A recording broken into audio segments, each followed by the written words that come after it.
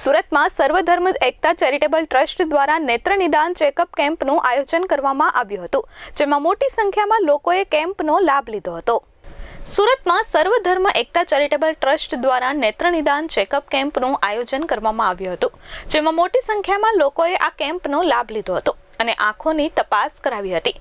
સ્વામી વિવેકાનંદ નેત્ર મંદિર super speciality હોસ્પિટલના ડોક્ટરો દ્વારા આ કેમ્પમાં સેવા બજાવવામાં આવી હતી. આ કેમ્પનો મુખ્ય હેતુ લોકો આંખોની બીમારીથી મુક્ત થાય તે હેતુથી અલગ અલગ જગ્યા પર દર બુધવાર અને ગુરુવારે આયોજિત કરવામાં આવે છે. સુરતના લિંબાયત વિસ્તારમાં આવેલા પ્રાથમિક શાળામાં આ નેત્ર નિદાન કેમ્પનું આયોજન કરવામાં આવ્યું હતું. નેત્ર નિદાન કેમ્પમાં નંબરની તપાસ અને મોતિયાની તપાસ કરવામાં આવી હતી. મોટી સંખ્યામાં દર્દીઓએ આંખની તપાસ કરાવી હતી. મારું નામ રોનક ભટ્ટ છે. સ્વામી વિવેકાનંદ નેત્ર મંદિર આઈ હોસ્પિટલ મજુરા ગેટ ખાતેથી હું અહીંયા ઉપસ્થિત છું.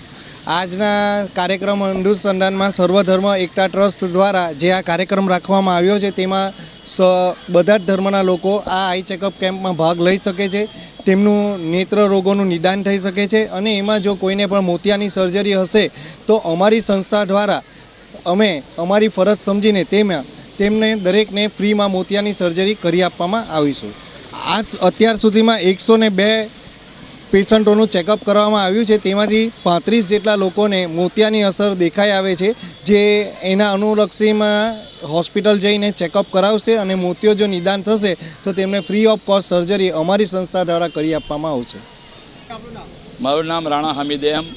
આજે લિંબાયત પ્રાથમિક શાળા મારુતિનગર સર્કલ પાસે એક સ્વામી વિવેકાનંદ ટ્રસ્ટ દ્વારા અને સર્વ એકતા ચેરિટેબલ ટ્રસ્ટ દ્વારા આંખોનો ચેકઅપ ફ્રીમાં રાખવામાં આવ્યો છે. ત્યારબાદ સુરત મહાનગરપાલિકા પ્રધાનમંત્રી સ્ટ્રીટ વેન્ડર આત્મનિર્ભર નિધિ દ્વારા 10,000ની લોન આપવામાં આવે છે.